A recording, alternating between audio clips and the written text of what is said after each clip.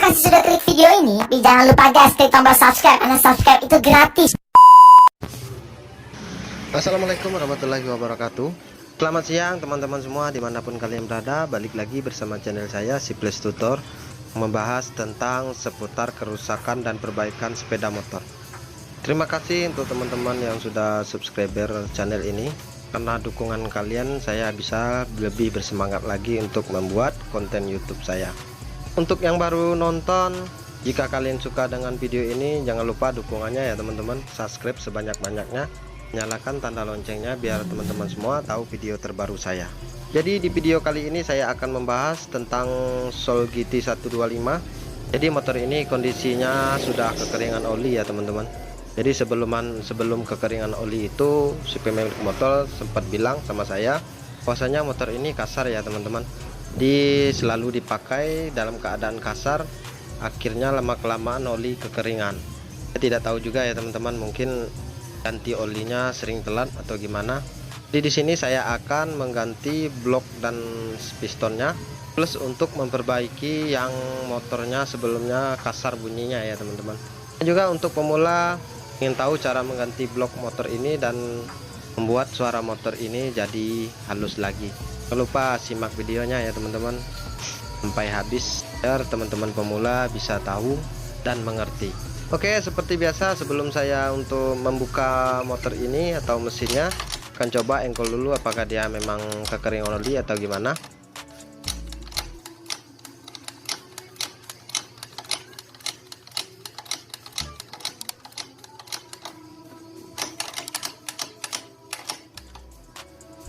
Nah, jadi seperti itu ya teman-teman. Dalam keadaan lengket pistonnya, jadi tidak bisa diengkol atau diselah. Jadi sebelum membongkar mesin ini full atau separuh bagian blok, jangan langsung bongkar full dulu ya teman-teman. Dicek dulu bagian stang sehernya apakah dia rusak atau gimana. Kalau dia tidak rusak, cukup ganti bloknya saja, dan plus perbaikan bunyi kasarnya.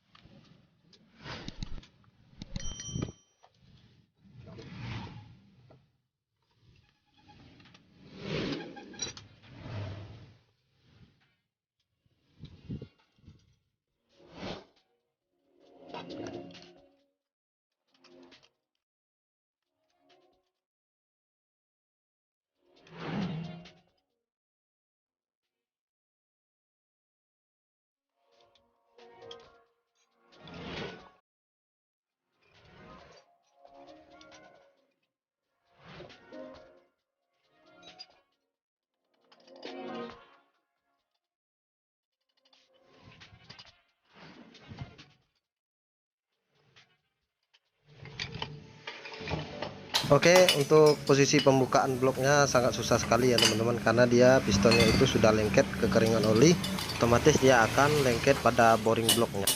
Kalau sudah seperti ini cukup dipaksa saja untuk membukanya ya teman-teman, karena bloknya mau diganti juga.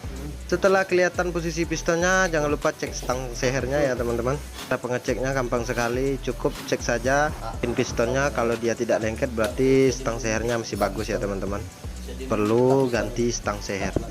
Setelah saya lihat-lihat untuk pin pistonnya aman ya teman-teman, tidak lengket, berarti stang sehernya masih bisa dipakai. Tapi ada yang aneh juga, biasanya kalau motor kekeringan oli itu untuk lahar dindingnya pasti rusak akibat kekeringan oli. Ya, untuk mengetahui rusaknya, karena kalau tidak dibuka atau tidak dibongkar mesinnya, suaranya akan kelihatan nantinya ya teman-teman. Jadi di sini saya sesuai permintaan hanya untuk ganti blok dan perbaiki bunyi kasarnya saja.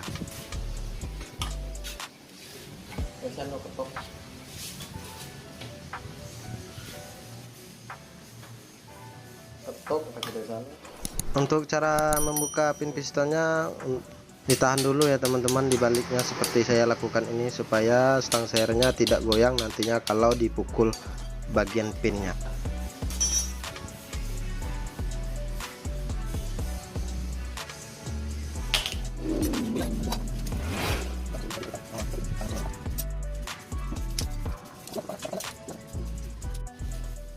Oke, saya akan jelaskan apa saja yang rusak akibat kekeringan oli ini, plus suara mesinnya kasar kata si pemilik motornya.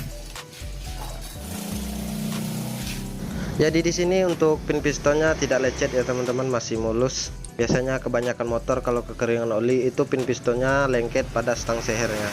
Tapi ini tidak apa-apa ya teman-teman. Di stang sehernya masih aman. Nah, pin pistonnya juga tidak lengket. Kalau dia lengket pin pistonnya itu, maka stang seher akan lecet pada bagian lubang pin pistonnya. Jadi kalau sudah lecet dia akan timbul suara nantinya ya teman-teman kalau dipakai. Tapi untuk motor ini masih aman-aman saja, berarti hanya untuk mengganti blok dan pistonnya saja. Untuk pistonnya lecet sekali ya teman-teman, karena dia bergesekan tanpa pelumas, maka akibatnya piston itu akan memuai, akhirnya dia mengikis pada dinding boring bloknya. Di bagian boring bloknya sudah dikikis sangat parah sekali ya teman-teman. Kalau sudah parah seperti ini, motor ini kejadian saat digas paksa, posisi oli sudah mulai kering. Makanya pada boring blok ini dikikisnya sampai dalam.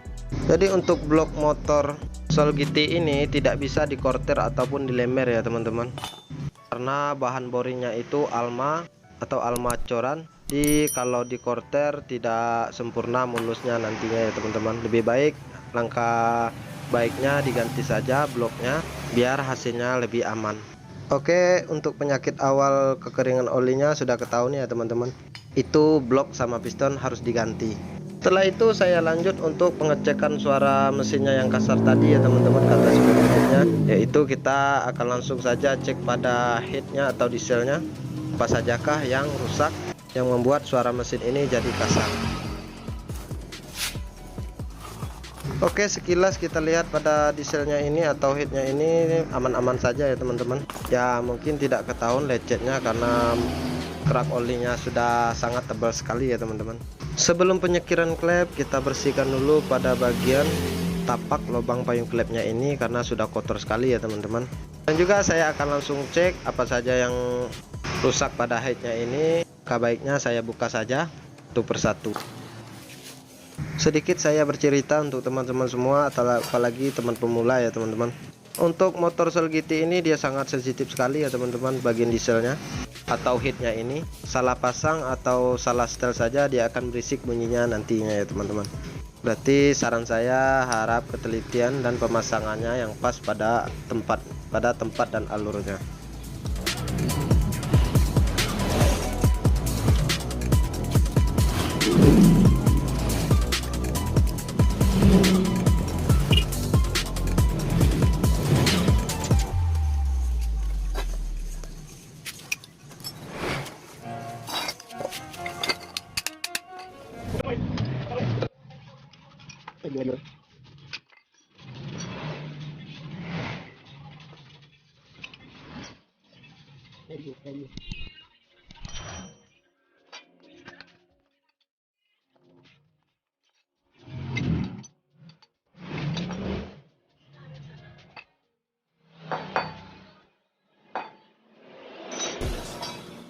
Oke, sebagian sudah saya buka ya teman-teman.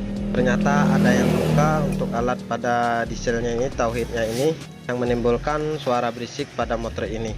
Jadi yang membuat kerusakan dan kekasaran bunyi motor ini itu ada pada ujung payung klepnya yang sudah lecet atau sudah kemakan landasannya. Di sini saya akan coba saja untuk mencabut payung klepnya, apakah dia tidak srek atau menggigit pada botol-botol klepnya. Nah, ujung payung klepnya itu sudah kemakan atau sudah rusak. Ternyata untuk mencabut payung klepnya sudah susah ya teman-teman, sudah digigit oleh botol klepnya karena ujung payung klepnya itu sudah kembang, maka mencabutnya sangat susah. Di sini saya coba untuk memaksa membukanya. Kalau tidak bisa dipaksa, teman-teman cukup runcingkan saja payung klep ujungnya itu dengan menggunakan kikir atau apalah, penting dia bisa dicabut. Oke, untuk payung klepnya sudah kecabut ya teman-teman. Saya persingkat saja untuk proses pencabutan payung klepnya yang sudah rusak. Jadi posisi payung klepnya seperti yang saya lihatkan ini ya teman-teman. Di ujungnya itu sudah kembang karena rusak bergesekan dengan baut setelan klepnya. Jadi kalau sudah rusak seperti ini ujung payung klepnya, itu untuk mencari setelan klepnya itu susah sekali ya teman-teman, karena landasannya itu sudah tidak datar lagi. Jadi di setel pun dengan setelan yang pas dia akan lari ya teman-teman. Akibatnya suara berisik akan timbul pada hitnya ini. Jadi di sini kerusakan pada payung klepnya hanya satu, otomatis untuk baut setelan klepnya juga rusak satu.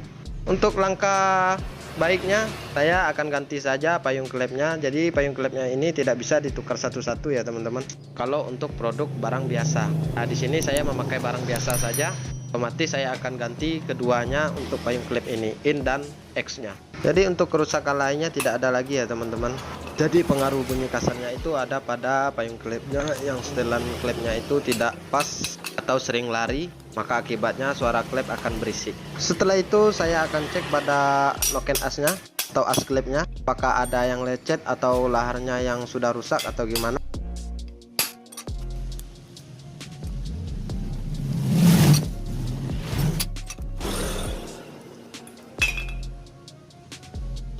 Nah, oke, noken asnya sudah kebuka ya teman-teman. Ternyata pada noken as atau as klepnya ini tidak ada masalah.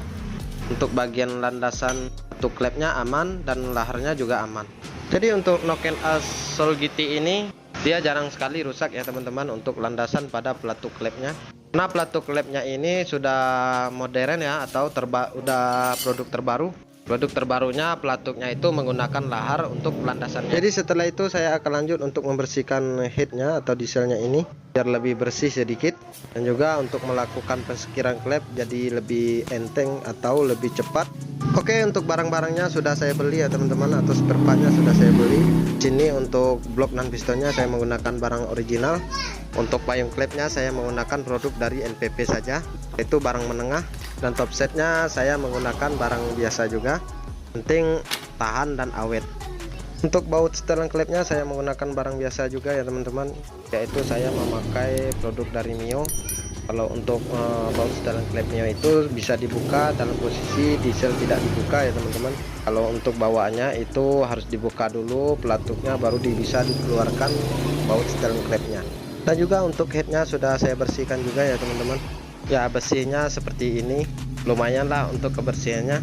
Nah, di sini motor ini harus cepat selesai, nah pemiliknya mintanya seperti itu. Jadi kalau sudah bersih seperti ini, untuk pesekiran klepnya lebih aman ya teman-teman, jauh dari pasir-pasir yang nempel atau kerak-kerak yang nempel, akan lebih gampang pesekiran klepnya. Jadi seperti yang saya bilang tadi ya teman-teman, karena payung klepnya dikasih dua, beli satu dikasih dua, ya biasalah untuk produk barang KW. Jadi payung klepnya dua-duanya saya ganti saja. Sebelum penyekiran klep dilakukan, jangan lupa cek dulu pada bagian botol-botol klepnya apakah masih aman atau sudah lapang atau gimana. Kalau masih aman, saya lanjut saja untuk sekir klepnya. Jadi untuk pensekiran klepnya sudah selesai ya teman-teman, karena saya persingkat saja biar lebih cepat. Jadi kalau untuk tutorial penyekiran klep sudah ada video saya yang sebelumnya ya teman-teman. Jadi untuk penyekiran motor injeksi ini tidak boleh ada yang bocor sedikit pun ya teman-teman. Kalau bisa presi yang dihasilkannya itu lebih besar. Ada lagi pada penyekiran klep untuk motor karburator. Oke, untuk penyekiran klepnya ini sudah selesai. Saya akan lanjut untuk merakit kembali pada headnya ini. Untuk seal klepnya saya memakai dari produk Suzuki asli ya teman-teman, yaitu seal klep motor smash. Jadi seal klep motor smash ini cocok untuk dipakai pada motor Soul GT ini karena payung klepnya sama-sama besar untuk pada bagian batang klepnya.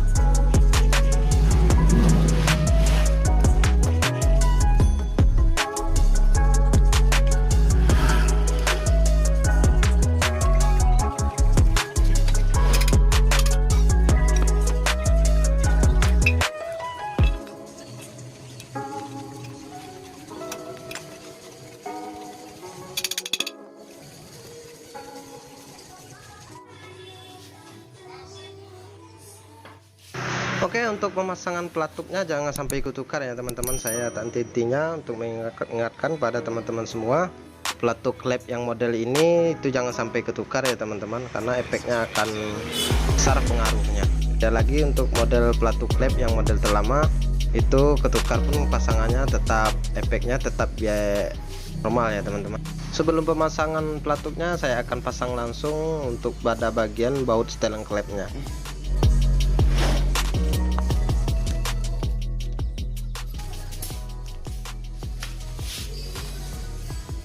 Seperti yang saya bilang tadi ya teman-teman, kalau untuk baut setelan klep Mio ini itu bagian ujungnya tidak kembang ya teman-teman, jadi bisa dibuka dari luar.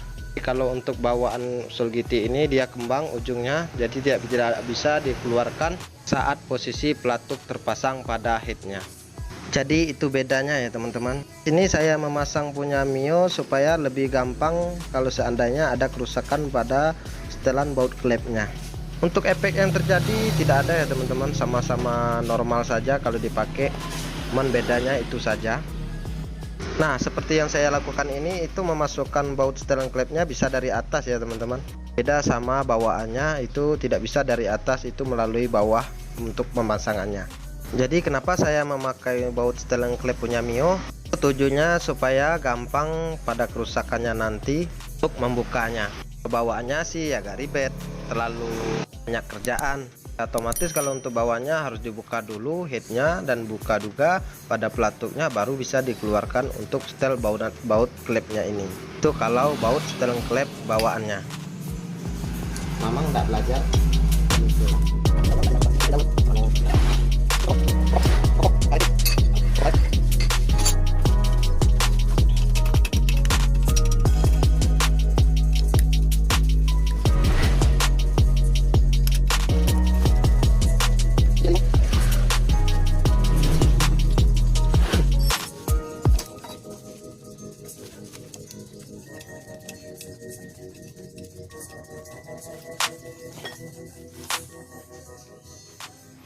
Oke, untuk perakitan headnya sudah selesai ya teman-teman. Sini saya akan lanjut saja untuk memasang ring pistonnya.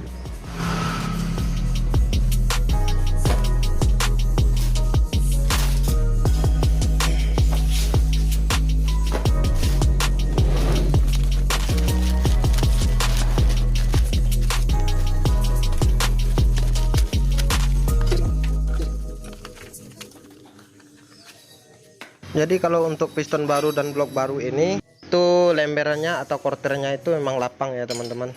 Lagi kalau kita korter sendiri atau melember sendiri pada tukang bobot itu bisa meminta pistonnya tidak lapang. Tapi kalau untuk efeknya aman-aman saja ya teman-teman. Yang penting tergantung pemasangan dan top ring pistonnya saja ya teman-teman. Usahakan pas pada topnya.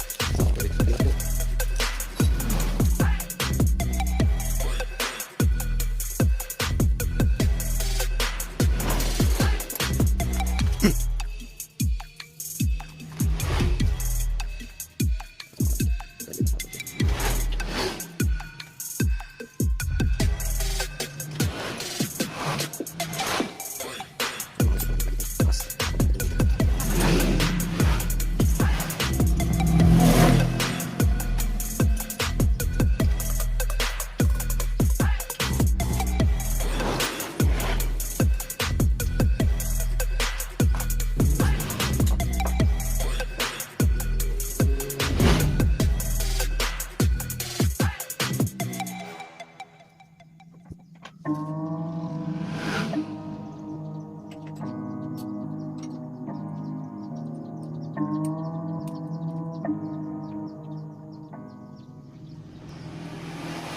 untuk pemasang ring pistonnya sudah selesai ya teman-teman. Jadi kalau untuk tutorial pemasang ring piston sudah ada video saya yang sebelumnya. Teman tidak mengerti, teman-teman bisa lihat video saya yang sebelumnya. Oke, untuk ring piston dan headnya sudah selesai kita pasang atau saya rakit. Jadi saya akan lanjut saja untuk memasang pada mesinnya.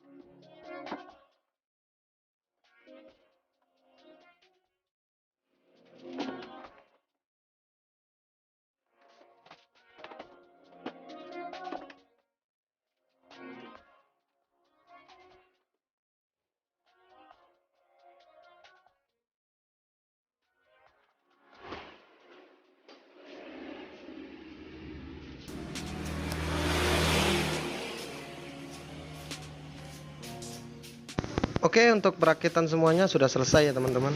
Ini saya akan coba untuk menghidupkan motor ini. Bagaimanakah alhasil dari pembongkaran tadi.